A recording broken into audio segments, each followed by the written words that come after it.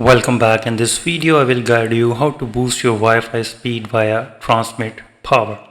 To fix this you need to press the Window plus R key on your keyboard to open the run dialog box. And now type ncpa.cpl and hit enter. So this shortcut bypasses several menus to take you straight to your network connection.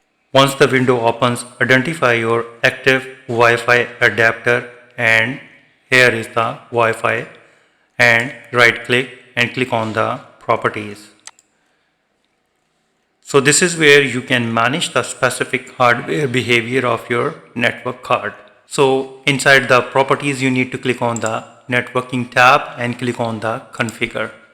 So this opens a new window specifically for your Wi-Fi hardware setting. Navigate to the advanced tab where you will see a list of various properties. Now you have to scroll down until you find the transmit power, and here is the transmit power, and here you need to set the value from lowest 1 to highest level 5 and click OK to proceed.